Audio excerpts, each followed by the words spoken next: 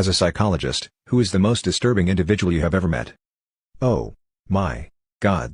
I don't even know where to begin. First of all, I began working in the mental health field while in college at age 20. I was a low-level counselor, glorified babysitting, mental health technician, whatever you want to call it. I spent all 40 hours a week in direct care of pediatric adolescents and adults. Also, while in college, I did an internship at the state pen near our college, so my binder could be packed full of stories. I will tell you about a person with whom I attended college. In addition to being a mental health technician at the state psych hospital, I was also a resident assistant for the college. I assisted students with housing issues, enforced code of conduct, etc. I was pretty laid back and cool. Don't blatantly disregard the rules, make me look bad, hurt others, or generally be an ass and you get no problems from me. One evening, I was pulling duty in the male dormitory when one of my friends showed up at the office door wearing nothing but a towel. We will call him Robert.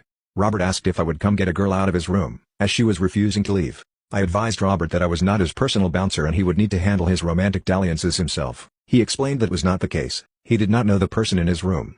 He had left to go take a shower down the hall, communal showers in the men's dorms, and instead of having to carry the room key with him, he left a roll of toilet paper wedged in the door to keep it from closing. They locked automatically whenever shut. Safety measures. When he returned, there was a girl laying on his bed with her books strewn about as if she was studying. Upon seeing him enter the room, she began screaming and throwing books and pens at him and demanding he get out of her room. I knew Robert and he was not one prone to lie or exaggerate, so I went to check. Sure enough, there she was.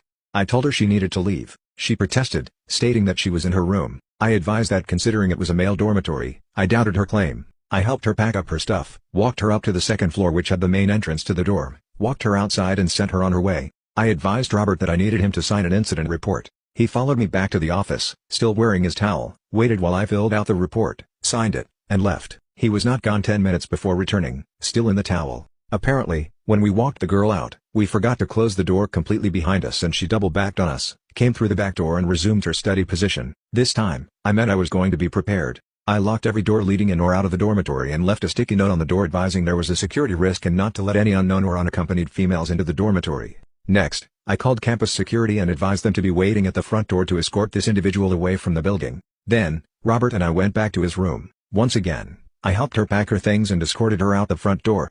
Campus security had not yet arrived so this girl tried every door like before but all of them were locked. She then went window to window on the ground floor, knocking to see if anyone would open the door for her. Finally, campus security arrived and captured her. The girl had a valid college ID, so we looked up her residential dorm. It just so happened that she had been assigned as a roommate to a friend of mine. I called my friend to inquire about the girl. My friend said that she had only met the girl one time and that was the first day of fall semester. The girl mumbled something, grabbed her enormous book bag, left the room and had not been back. We were currently in November, not knowing what else to do. Campus security delivered her back to her assigned dormitory, walked her to her assigned room and emphasized over and over how this was her room and she had better not be found in the men's dormitory again. The girl would argue then become silent, argue then become silent. I thought that would be the end of the story. No. The next morning, I was awakened by the phone. It was the dean of students asking me if I was the RA on duty last night. I advised that I was.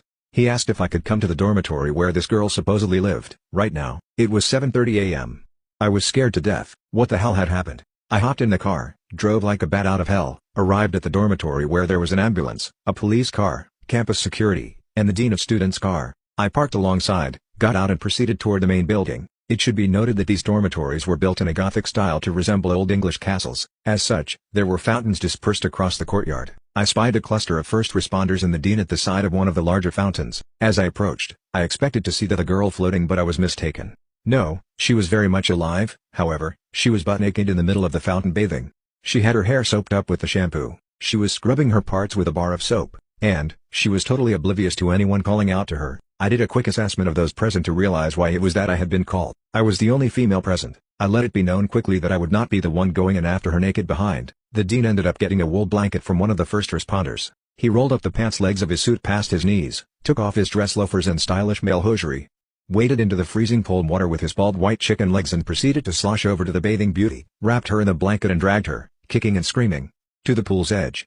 The ambulance loaded her up and sent her off for a psych evaluation. After reporting the incident to her parents, the dean of students returned shaken. The parents knew the girl had mental issues but they were sick of dealing with them, and considering the wealthy grandparents were paying for a college education for all their grandchildren, it was preferable to send the girl away to school to be someone else's burden. It was determined that this student was living like a homeless person in the doorways and under the archways of various buildings on campus. She would occasionally attend her assigned classes. When she did, she was highly intelligent and insightful, but her moments of lucidity were getting further and further apart. Needless to say, we never saw the girl back on campus.